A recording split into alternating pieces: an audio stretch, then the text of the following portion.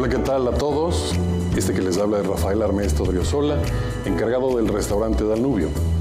Los invito a ver su programa Reencuentro con México. En nombre del grupo Por un País Mejor, le damos la más cordial bienvenida a este tributo que rendimos a mexicanas y mexicanos destacados en el ámbito artístico, cultural, deportivo, político y académico. Bienvenidos a este programa que va al reencuentro con México.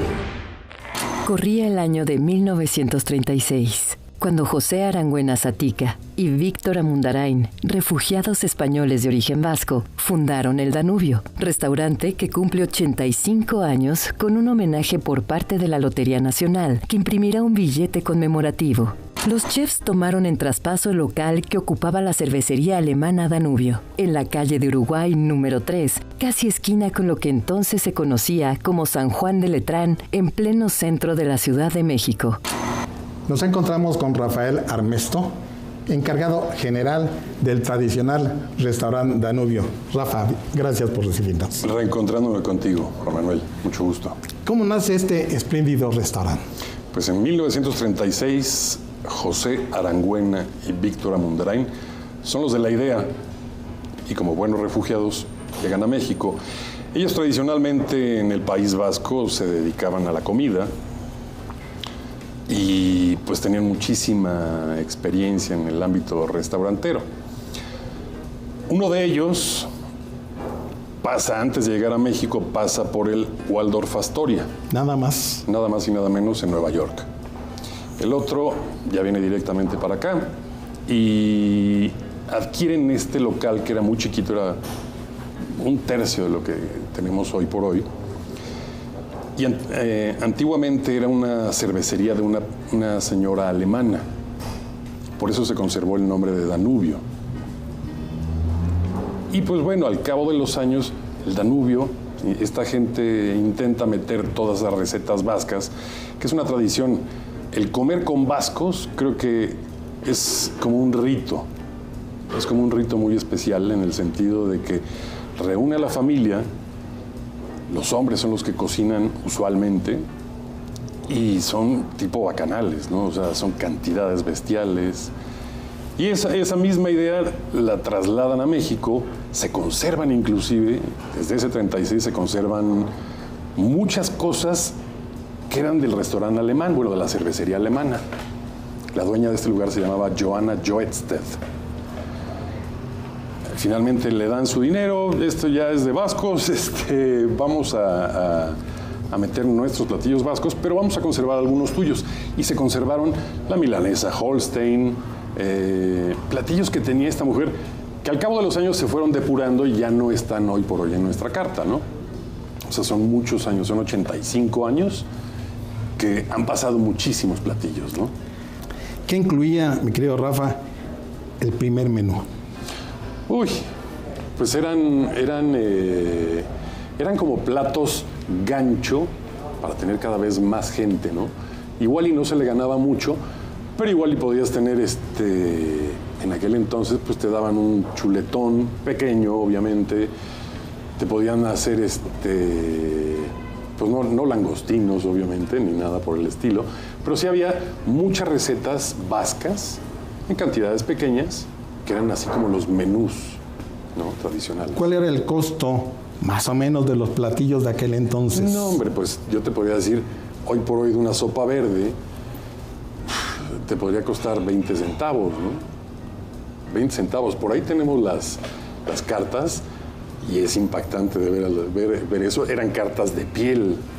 ¿Con cuánto podía comer una persona en el Danubio? En aquel entonces, $1.20, $1.50. ¿Y ahora? Pues ahora depende qué quieras comer y depende también si traes dinero, porque hay que entender que si bien es un lugar de pescados y mariscos, si quiero comer bien caro, pues lo tenemos, ¿no? Bien económico, también lo tenemos. Entonces depende de la cartera y de tus gustos y del hambre que traigas, ¿no? ¿Qué bebidas se ofrecían al comensal? Uy, en aquel entonces teníamos bebidas, obviamente no teníamos aguas ni nada por el estilo, pero obviamente sí, muchos vinos, cervezas, se conservaron muchas cervezas, obviamente también por la herencia del restaurante, cervecería en aquel entonces, pero lo básico, pues, o sea, lo que es el refresco igualmente. ¿Por qué se hizo tan famoso el restaurante Danubio en esta esquina de Uruguay y entonces San Juan de Letrán? San Juan de Letrán. Pues yo creo que el sazón, yo creo que una de las partes más importantes es esa, el sazón. Decía John Mirena que para comer bien, lo básico es los ingredientes. Si tienes buenos ingredientes, es casi un hecho de que tu resultado sea bueno. Si tienes malos ingredientes, difícilmente llegues a eso, ¿no? Entonces, creo que uno de los secretos más importantes es esto precisamente, ¿no? Que tengamos... ¿Qué estamos viendo aquí? Que tengamos ingredientes como una langosta, camarones, los ostiones. Pero esa langosta no es muy usual. ¿Cuánto pesa una langosta de esas? Pues esta langosta estará sobre 4 y cacho kilos, digo, si es una bestia, ¿no? El cangrejo moro que viene de Campeche, esas son nuestras fuentes de mariscos. Esos son los ingredientes que lo hace que la gente sea tan fiel a un lugar como estos, ¿no? Oye, pues muchas gracias por exhibir esta fuente de mariscos, se llama. Fuente de mariscos, exactamente. Que ya se la tienen que llevar porque ya está pagada. Y ya hay gente que ya le echó el ojo inclusive, ¿verdad?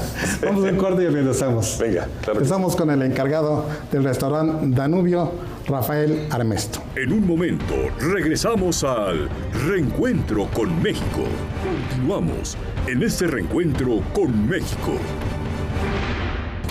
Rafael Armesto Odriozola, actual encargado del Danubio, afirma que el menú basado en pescados y mariscos convirtió al restaurante en centro de reunión de personajes de la política, las letras, el mundo del espectáculo, toreros, empresarios y público en general. Octavio Paz y Gabriel García Márquez, el Rey Pelé y periodistas como Jacobo Zabludovsky y Carlos de Negri fueron asiduos comensales.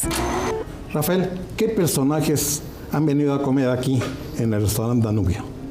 Pues es una lista interminable, digo. Tenemos artistas, políticos, pintores, gente controversial, deportistas, del ámbito que me preguntes, creo que lo hemos tenido, fácilmente. O sea, de gente famosa, y creo que para muestra un botón están las servilletas, ¿no? Que es increíble la cantidad de gente que ha pasado por acá. Muchísima. Te puedo decir que desde 1936 al día de hoy son 85 años de historias increíbles, ¿no? De gente que ha cruzado y que son fieles a un lugar de estos, ¿no? La primera persona que escribió en estas servilletas, ¿qué es la decoración del Danubio? El primero de ellos fue Octavio Paz en el año del 83. Y a partir de ahí surgió, dijeron, oye, ¿puedes firmar esto? Pues sí, digo, no hay ningún problema. Y a partir de ahí se generó una idea de decir, a ver, ¿qué pasaría si empezamos a hacer de toda la gente que tenemos de clientes asiduos, empezar a plasmar sus servilletas? ¿Qué son cuántas? Hoy por hoy tendremos cerca de 800, tenemos todavía guardadas más, pero exhibidas cerca de 800. ¿Cuáles son los platillos que más pide el público que viene a comer al Danubio? Los más tradicionales y los que más flujo tienen hoy por hoy son los langostinos, que pueden ser a la mantequilla, al mojo de ajo, o naturales, a la plancha. La sopa verde, la sopa roja, y obviamente también las fuentes de mariscos, como esa que vieron hace rato, como esas todo el tiempo. A ver, mi querido Rafael, ¿en qué consiste la muy famosa sopa verde del Danubio? Originalmente es una receta vasca, que allá le llaman en salsa verde, no es sopa verde, en salsa verde. Y es un poco diferente, digamos que se tropicalizó un poquito más, porque aquí lo hicieron sí, efectivamente más sopa, ya es un poco más seca, se le echa más harina, entonces eso hace que espese un poquito más. Pero pues es un cúmulo de pescado, marisco, que agarra con una base de consomé de marisco. Y obviamente con el ajo y todo eso, pues le da un sabor maravilloso, ¿no? Pero sí, originalmente es una receta vasca. ¿Y lo verde de dónde le viene? Del perejil. Del perejil, el ajo, y agarra ese tono verdoso. Actualmente, ¿el menú qué incluye? El menú tiene un primer tiempo, que son las entradas, de ahí viene una sopa, de ahí viene un guisado, postre. Es muy completo, muy, muy completo. O sea, sales muy bien comido con un menú del día. Y muy alcanzable. Y digamos que eso se utiliza muy en el sentido de tienes clientes muy asiduos por esa parte, por el sector de salir muy bien comido, con buen pescado, buen marisco. Y a La precios historia del Danubio, el más asiduo, ¿quiénes eran? Pues ha pasado mucha gente. Yo creo que Jacobo Zabludowski fue uno de los más fieles. Le encantaba. Y de hecho hay una anécdota increíble. Teníamos un mesero aquí, Manolo Salinas, que si no lo atendía Manolo, no comía Jacobo aquí. Ese es uno de ellos. Otro, omito el nombre, pero una persona que llegó igualmente por el 36, hasta donde sabemos era judío, y todos los días comía aquí. Todos los días. O sea, hace algunos años murió, pero no hubo un solo día que yo no lo viera aquí. Ahora, en 85 años que cumple de haberse fundado el Danubio, seguramente muchas anécdotas se han vivido aquí. Infinidad de cosas, pero hay muchas historias, demasiadas historias que nos han pasado, historias malas, como decías ahora, un sismo, que aquí teníamos de contraesquina al Superleche que se cayó, y muchos de ellos eran clientes nuestros, amigos nuestros de aquel entonces. E igualmente, muchas festividades, o sea, aquí Jacobo Zabludowski también cerró su último programa de 24 horas, entre anécdotas, por ejemplo, Pelé, un día de repente entró al Danubio en la noche, como cualquier vecino, venía con Miguel Alemán y otra gente de la FIFA, empiezan a cenar, pues nosotros nerviosos, ¿no? Es una gente muy importante, y de repente se acerca a nosotros, oye, esta idea de las servilletas es una maravilla. ¿Puedo sacarle una foto? Sí, claro. ¿Puedo sacarme una foto con ustedes? O sea, esa sencillez, a ese nivel llegamos, por ejemplo, en el caso de Pelé, que creo que todo el planeta lo conoce, y pedirnos una foto con nosotros, ¿no? Eso es lo increíble de esto. Y aparte de todo, era su cumpleaños. Por ejemplo,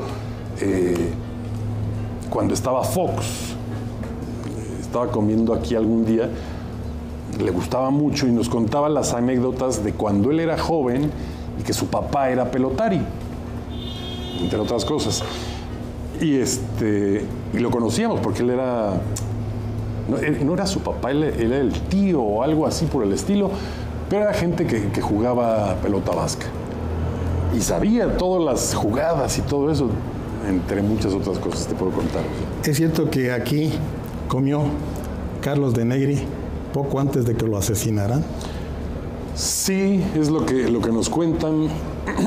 Eso es algo que el mismo día que murió en su departamento por un pleito entre su mujer y algo así por el estilo, hasta donde tengo entendido, esa tarde comió aquí con nosotros, ¿no? En la noche estaba muerto el señor.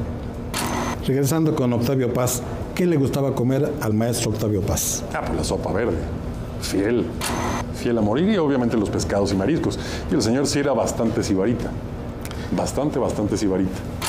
¿Alrededor de cuántas servilletas tenemos hasta ahora? Te digo, cerca de 800, y tenemos también obviamente mucha gente, muchos clientes que son asiduos de toda la vida, que han pasado generación tras generación tras generación. Tenemos infinidad de clientes que nos dicen, es que mi abuelo comió aquí, es que mi bisabuelo comió aquí, y era el fanático número uno. Entonces, ese tipo de gente dice, oye, yo quiero una servilleta. Entonces, tampoco puedes negar a todos los clientes que firmen su servilleta, porque es un legado que va de la mano de ellos, ¿no? De su historia. Pero también es una historia del Danubio. Entonces, selectivamente tenemos 800, que obviamente, digo, también es darnos un caché, ¿no? si lo pones a ver. Este edificio es muy antiguo. Aquí en contraesquina estaba la copa de leche. El Superleche, exactamente. El Superleche, perdón. Aquí estaba enfrente el Superleche, que se cayó. ¿Y cómo le fue a este edificio? Sí, muy bien. No, es unas bestias. Este edificio data de 1860, más o menos. Y no, es una bestia.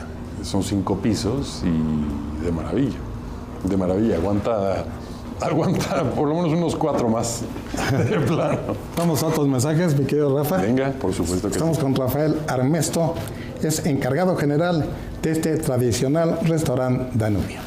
En un momento regresamos al Reencuentro con México. Continuamos en este reencuentro con México. Más de 800 dedicatorias son parte de la decoración del Danubio, mudo testigo de terremotos, manifestaciones, marchas y desfiles. En este lugar, las historias se entremezclan con la leyenda, como aquella que afirma que Carlos de Negri fue asesinado en su domicilio horas después de haber comido en el Danubio, o que Octavio Paz inició la tradición de escribir una dedicatoria en una servilleta de tela. Al Danubio, que sabe que la cocina es el primer y último arte humano. En este restaurante Danubio, la comida se hace en viejos hornos que datan de hace muchos años. ¿Todavía se sigue utilizando? Sí, exactamente. Tenemos 2 planchas que datan desde que se abrió esto. Obviamente se les da el mantenimiento y todo eso, un aceitado especial, pero son las mismas, exactamente. O sea, tienen 85 años y son unas cosas bestiales. O sea, yo creo que cada plancha pesará sobre 200 kilos fácilmente. Cada plancha. Son unas cosas enormes, ¿no? Comer en el Danubio, además de probar los exquisitos platillos que aquí se producen, es un rincón que invita a la nostalgia, ¿no? Pues yo creo que ya todo el centro de México cada vez se ha vuelto más nostálgico. El Danubio creo que es uno de los lugares icónicos en ese sentido, porque mucha gente pasó por aquí, como ya lo habíamos dicho anteriormente, pero sí es un lugar no triste, es un lugar que sigue guardando ese de entre los olores, los ruidos, sigue guardando toda esa historia. Entonces yo creo que así lo hace como muy nostálgico. La gente, tenemos clientes que han venido toda la vida, como te decía, y que les trae ese bombazo de recuerdos, ¿no? Es que aquí pedí a mi novia, es que aquí, pues bueno, me puse mi primera guarapeta, o es que aquí comía de maravilla y sigo comiendo de maravilla. Ese tipo de cosas, eso es lo que te genera la nostalgia, ¿no? ¿Cómo le fue al Danubio en la pandemia? ¿O cómo le está yendo? Nos sigue yendo, bueno, en un principio sí nos agarró mal parados, como cualquier tipo de negocio.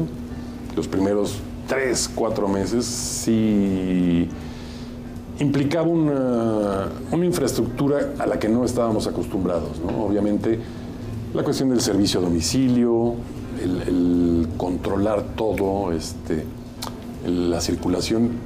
Teníamos aquí usualmente 800, 900 clientes en fines de semana y de repente no llegaba ni Dios, ¿no?